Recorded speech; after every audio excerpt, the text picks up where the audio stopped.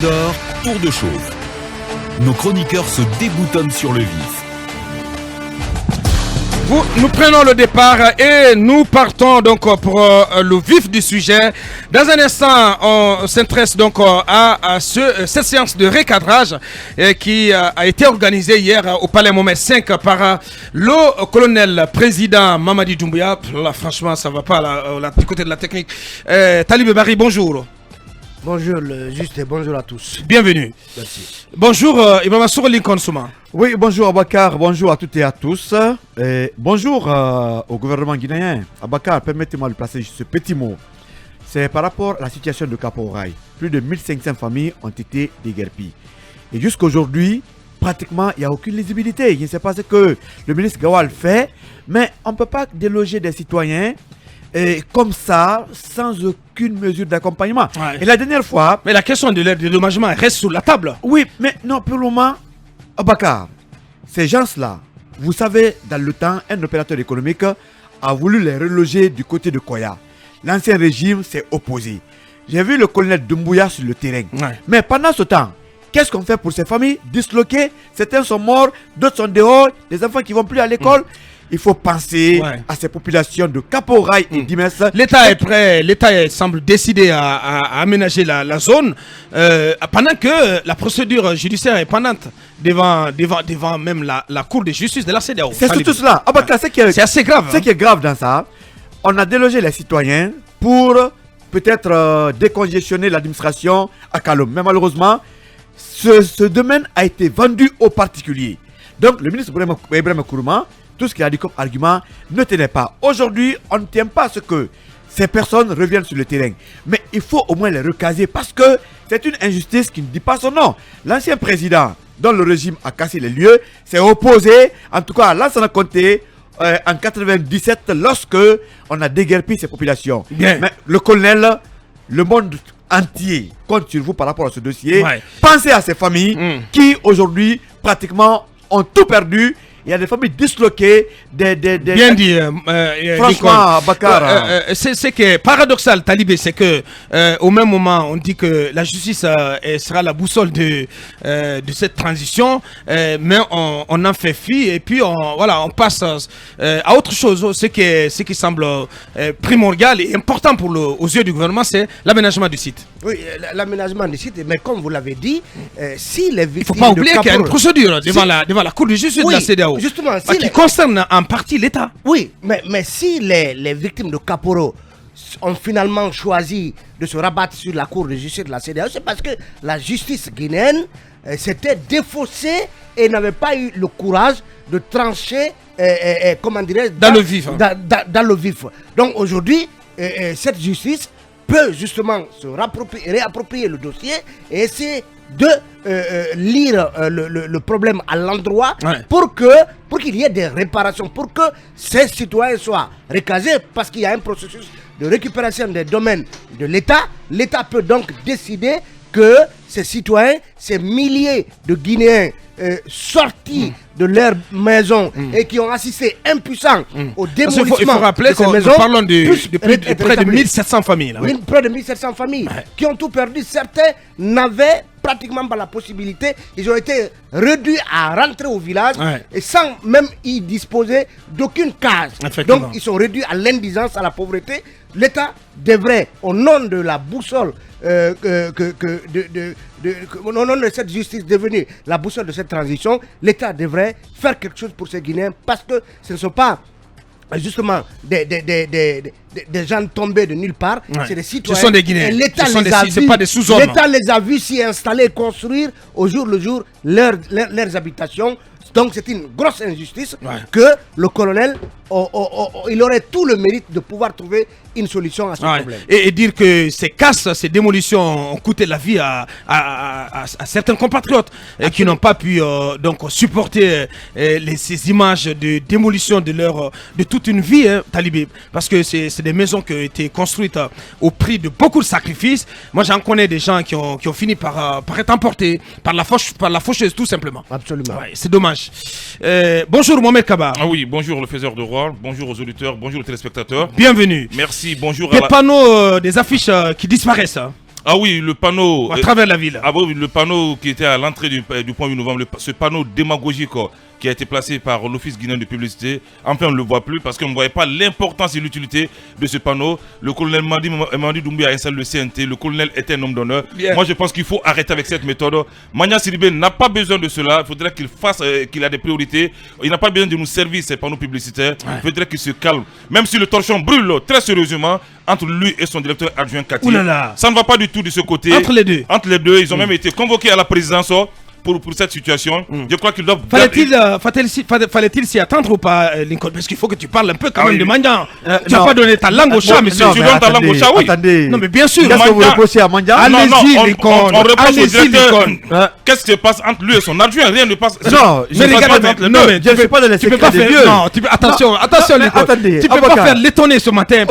Non, mais tu es mieux placé parce que tu connais bien Mandian. Oui, je connais bien Mandian. Nous le connaissons très bien, c'est notre grand frère chéri, mais voilà, il faut à un moment donné lui dire des choses. Mandian, c'est quelqu'un qui assume ce qu'il fait, même si vous le reprochez de quoi que ce soit, mais il assume ce qu'il fait. Qu'est-ce que vous voulez dire? Non, ce que je veux dire, tout acte qu'il pose, il assume. Et il le fait avec, en tout cas, tout ce que conviction. Avec conviction, donc il ne regrette pas ses actes. Voilà. Mais est-ce que ce panneau n'était pas vraiment opportun à l'entrée du palais? Mais un mot quand même, si cela s'avère, un mot au sujet des tensions entre lui et son adjoint Cathy. Non, ça je n'en sais pas trop, c'est maintenant que Mohamed m'apprend, mais personnellement je ne suis pas au courant, en tout cas des bruits entre Mandian et son directeur adjoint. Très bien. Il y a assez de bruit au sein de l'OGP. Autre chose. Je vous confirme qu'ils ont été confirmés à la présidence pour cette situation. Convoqué. Comme pour vous dire, entre les deux, un va tomber. Et très rapidement. On n'espère pas. Non, mais c'est l'administration. Mandian doit se calmer un peu. Faire profil bas. Faire profil bas. Attention. Maintenant, je vais vous raconter l'histoire d'une fillette de 14 ans. Parce qu'on a été arrêté hier, nous l'avons même rencontré dans le cours de film, qui a été abusée sexuellement. Oulala. Une fillette de 14 ans abusée sexuellement durant 6 mois par un Français. À Conakry. Oulala. La fillette, je l'ai rencontrée hier dans les locaux de Film FM avec sa famille, mais c'était pathétique lorsque la fillette vous raconte sa scène. On l'a fait miroiter un mariage avec un Français en Europe. Donc qu'est-ce qui s'est passé? Sa tante, qui est proxénète supposée, il faut le dire ici, à chaque soir, on appelait le monsieur avec des appels vidéo en obligeant la petite à montrer sa nudité. Une fillette de 14 ans. Donc on l'a habitué à ce jeu. Donc le monsieur se faisait plaisir à travers cette vidéo en voyant le corps de la fillette. Le monsieur rentre à Conakry. Donc il rentre à Conakry, il est à Kobaya avec la proxénète, cette dame qui est supposée être la tutrice de la petite, parce que la petite était au village. Donc à chaque fois que le monsieur devait sortir pour aller en ville ou sa tante, on enfermait la petite dans la cour, elle restait seule dans la cour. Et tenez-vous bien, on nous apprend, c'est-à-dire à chaque plaisir, c'était 800 000 francs guinéens. Si le Français était dans le besoin le matin, il payait 800 000 francs guinéens. Le soir, il payait 800 000 francs guinéens. Incroyable. La fillette de 14 ans, au Camara, a fait 6 mois dans ce cauchemar. Tenez-vous bien, 6 mois. Lorsque vous la voyez, c'est pathétique. Et ce qu'on apprend, si c'est vérifié... Où étaient ses parents? Elle vient du village. Vous savez, souvent, on envoie les enfants en adoption dans des familles. Et celle qu'il a reçue avait d'autres idées. Elle avait une idée noire derrière. C'était quelque part faire des actes de proxénétisme. La petite, on nous apprend, la dame qui suit le dossier, qui a contacté l'ONG à Mali, qui n'a pas vraiment bougé du tout. Et donc la justice, le monsieur, il n'est plus en Guinée. Il faudra que la DCPAF nous aide à tracer vraiment le monsieur, c'est un Français. Et cette tante, supposée tante, qui était vraiment la tutrice de la fillette, a déménagé de son domicile aussi à Kobaya. Elle reste introuvable. Un moment, elle avait été arrêtée du côté du commissariat de Matoto. Mais aujourd'hui, elle a pris la poudre d'escampette. La petite vit un cauchemar. SOS pour cette fillette de 14 ans, abusée sexuellement durant 6 mois à Conakry par un Français. Dommage, franchement, on va suivre ce dossier. Oui, je voulais coller à cela, en tout cas, cette information de notre confrère Média Guinée. À Bamako, capitale du Mali, nombreuses sont les filles guinéennes qui sont victimes d'agressions physiques ou d'arnaques, soit de la part de certains policiers ou de leurs copains dans des boîtes de nuit. Cette semaine, elles sont des dizaines à avoir été agressées par des hommes et elles n'ont que leurs yeux pour pleurer. Pas de condamnation ni de justice. La dernière en date remonte donc à avant-hier nuit. Une jeune fille, Souma, se serait fait agresser par un policier. Elle a été admise aux urgences de l'hôpital national Gabriel Touré de Bamako après avoir été battue à sang donc par un policier. Et selon les médecins, les 2 membres supérieurs de notre compatriote ont été complètement cassés. Son cerveau serait fortement endommagé, ce qui explique une chirurgie à la tête. Et aux dernières nouvelles, un SOS donc a été lancé pour sauver notre compatriote qui avait besoin de 400 000 parce qu'elle était en salle de réanimation et voilà, l'hôpital avait demandé 400 000 francs CFA pour faire l'opération. Oui, c'est très Oui, pathétique. pendant que Mamer Kaba parle de cette fillette de 14 ans, il y a toujours le cas finalement judiciarisé de Massila, Ouais. cette Guinéenne qui a vécu l'enfer d'une clinique à une autre, dont ont abusé des médecins. La dame avait été, vous vous rappelez, évacuée en Tunisie, elle y est décédée, ça avait fait susciter une forte émotion dans l'opinion. Jusqu'à aujourd'hui, il n'y a pas de suite. Le dossier On ne- traîne on ne devant la connaît pas. justice. Donc il faut bien que la justice communique. En fait, ce n'est pas, le procureur Charles White, ce n'est pas que de parler de la CRIEF, puisque c'est l'institution judiciaire qui est le plus en vogue. Il faut également communiquer, s'adresser aux Guinéens et leur expliquer où en sont des procédures aussi emblématiques qu'une affaire comme celle de Massila. Bien C'est dit. extrêmement important. Abakar, par rapport au Mali. Alors, Ouais, par rapport au Mali. Ouais, c'est important. Par rapport au Mali. Ouais, mais imaginez ce qui se passe. Ouais. Où est l'ambassade de Guinée au Mali? Que fait-elle? Mais peut-être- Qu'a-t-elle dit? Peut-être qu'elle n'a aucun moyen Oui. pour fonctionner. Oui, mais Ouais. c'est son notre devoir diplomatie, elle de est. s'exprimer. Notre diplomatie, elle fonctionne pas. C'est son devoir de s'exprimer lorsqu'un Guinéen, Mais alors, pas du si tout. petit soit-il, si anonyme soit-il, est victime de ce dont vous venez de nous parler. Avoir été battu, les membres fracturés et le crâne ensanglanté, une situation comme celle-là doit émouvoir l'ambassade et elle doit communiquer en direction des Guinéens. Ouais. Et lorsqu'il faut une collecte pour avoir quelques 400 000 francs CFA afin de prendre en charge notre compatriote, on n'a pas besoin, à mon avis, d'une collecte pour cela. Cette ambassade doit pouvoir... Une ambassade n'a pas 400 000, monsieur. 400 000, Non, mais elle n'a pas 400 000. 400 000 francs Mais CFA. si. Mais ils sont dépourvus de tout moyen. Non, mais c'est que vous fermons n'avez aucune nos- idée. Non, mais vous n'avez aucune fermons- idée. Vous fermons n'avez cette aucune idée du ambassade. fonctionnement de nos Et ambassades. l'affairisme, Mais ils n'ont pas d'argent, monsieur. l'affairisme. Tous les compatriotes qui viennent au niveau de ces ambassades pour demander le moindre papier, le moindre document est financièrement pressuré. On lui prend l'argent. Oui, mais On les voit cet compatriotes argent. guinéens, nos compatriotes à Bamako, ils n'ont pas besoin pratiquement de documents. Ils se sentent comme chez eux. Non, pas du L'ambassade tout. a Non. quel moyen pour fonctionner? Absolument, monsieur Diallo, je ne suis pas d'accord. Bien. Un Guinéen ne peut pas être victime d'une telle Barbarie. d'une telle barbarie, d'un tel charcutage et que l'ambassade reste muette. Si l'ambassade est saisie, mais si Monsieur, elle n'est pas je saisie, sais que- je je crois sais qu'il n'y a que pas de problème. Non, vous je voulais pensez- que l'ambassade est par rapport à- saisie et elle va réagir. Je sais Abakar. que vous pensez à Nelson Mandela, Au prix- non. Nelson Mandela. On n'en a que faire. Non, Il n'a qu'à C'est que faire je- en sorte que il n'a cette qu'à demander ambassade des comptes. des C'est que comptes je- à cette ambassade. Non, Bien mais si sûr. l'ambassade est saisie, il n'y a pas de Bien. problème. Et L'alerte est franchement, donnée. merci à nos confrères, notre confrère Média Guinée, Oui. surtout à travers son correspondant Moussa Oulin qui est sur tous les fronts. Franchement, félicitations à ce jeune journaliste. Abakar, quand vous arrivez à Bamako, c'est comme si vous êtes pratiquement à Conakry. Je vais vous dire quelque chose. Les filles guinéennes, la plupart des filles guinéennes de ce côté n'ont pas l'image Je suis de ce d'accord. pays. Je suis d'accord. Je suis J'ai fait allé le même dans les constat. boîtes de nuit à Bamako. Parce que beaucoup Mais- d'entre elles se livrent à la prostitution. C'est ce qu'il faut Beaucoup dire. se livrent à la prostitution. Dans les bars à Bamako, Ouais. il n'y a pratiquement que les Guinéennes.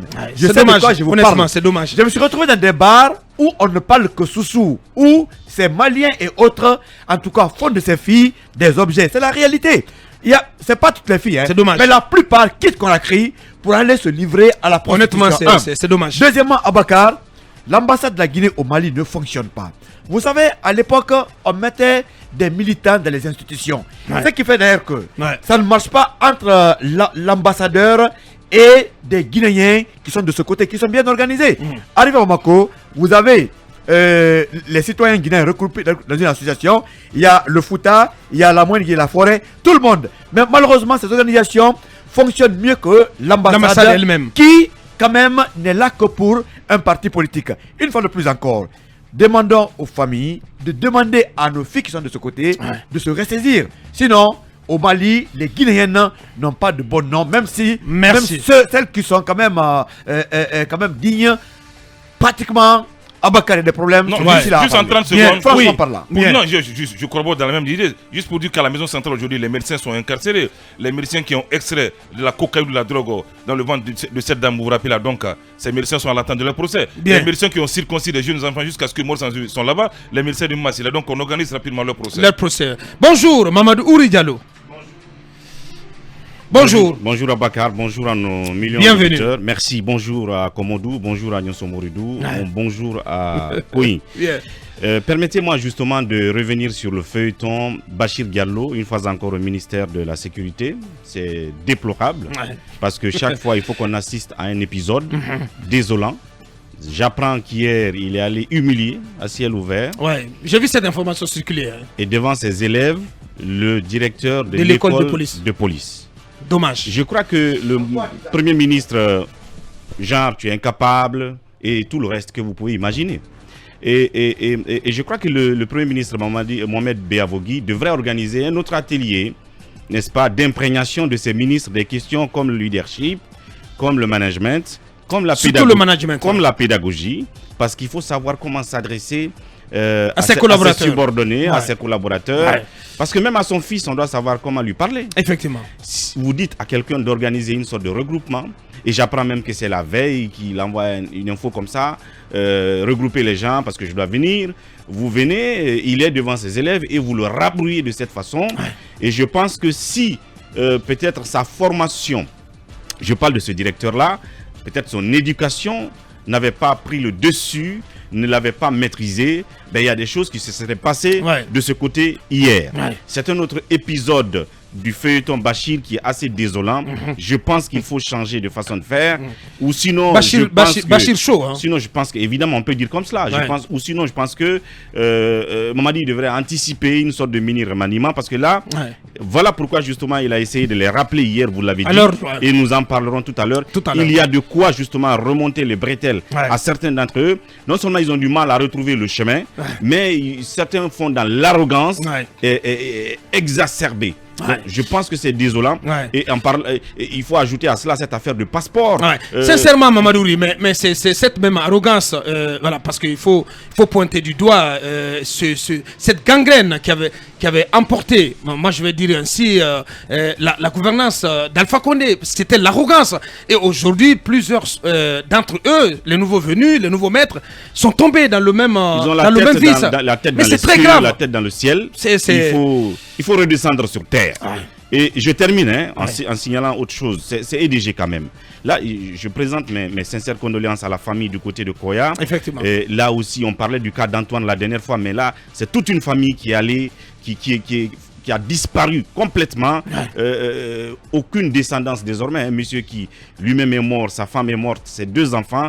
Là aussi, c'est choquant. Mais l'incendie continue. Ici à Conakry, à l'intérieur du pays. Et quand vous regardez les faits, c'est toujours cette affaire de court-circuit. Donc il faut à un moment donné, qu'on y trouve une solution. Cherche à trouver une solution.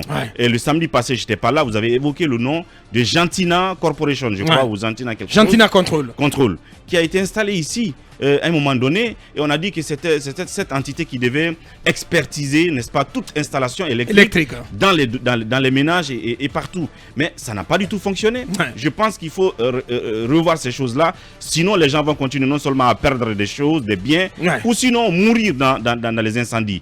Et EDG, que dire de EDG et de son DG? Puisque j'apprends, je ne sais pas si c'est encore vrai, que son contrat serait arrivé à expiration.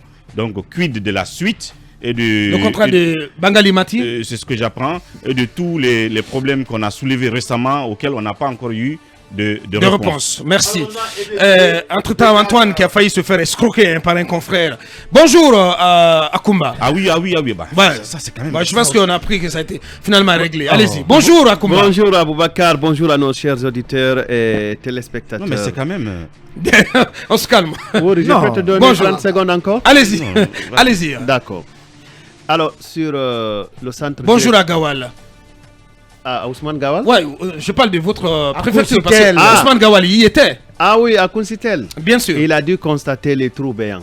Il a dû aussi constater la lenteur de son gouvernement. Tout à fait. Mais permettez-moi de parler du centre directionnel Koloma. Je ne suis pas sûr qu'un particulier ait acquis un domaine au centre directionnel de Koloma. Je le dis sous réserve des vérifications futures. Et je pense aussi qu'il y a une perspective pour les victimes. Laquelle? Une source m'a appelé une fois pour me dire est-ce que tu peux venir au ministère de l'économie et des finances? En tout cas, c'est entre économie et finances et budget. Ouais. Vite là, il y a une petite cérémonie, mais il ne faudra pas que tu t'identifies. Ah, je ne comprenais pas, puisque vous savez, nous sommes dans un régime militaire là. Ouais. Je me suis dit que c'est comme ça, on m'avait appelé sous le régime des comtés, et puis je suis allé en prison. Ouais. Donc, j'ai attendu, mais c'est après que j'ai compris qu'il s'agissait de la signature de l'avenant du contrat de IMAG. Parce que le premier contrat, semble-t-il, ne prévoyait pas l'indemnisation des victimes. Et que je n'ai pas encore la version de l'avenant. Quand on l'aura, on comprendra mieux. Mais ce qui me semble être vérifiable, c'est que l'indemnisation des victimes a été prévue.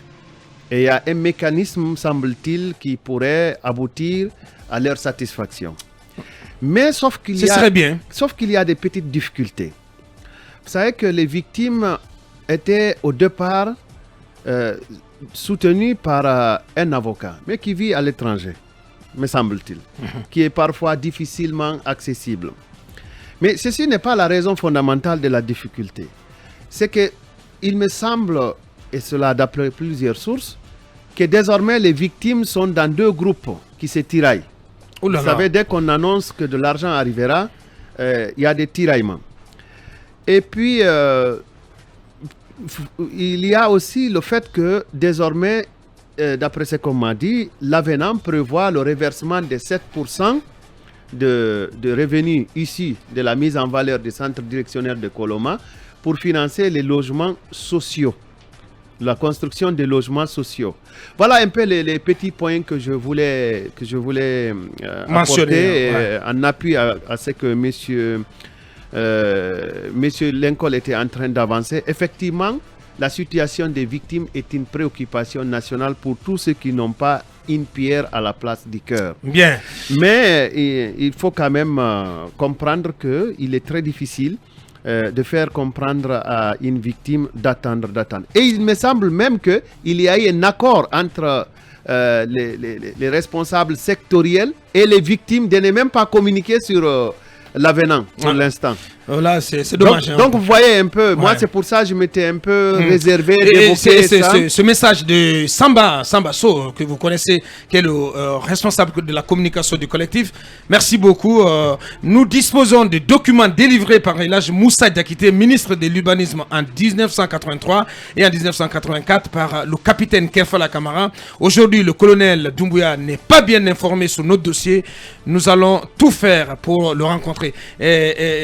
C'est la bataille du collectif, celle qui consiste à rencontrer le colonel pour qu'il s'imprègne bien de ce dossier. Ouais, c'est une digne bataille. Ouais. C'est une digne bataille. On leur souhaite une pleine réussite et puis surtout du courage. Je termine rapidement sur c'est le général Bachir. Bachir. Il est général à la retraite. Général à la retraite.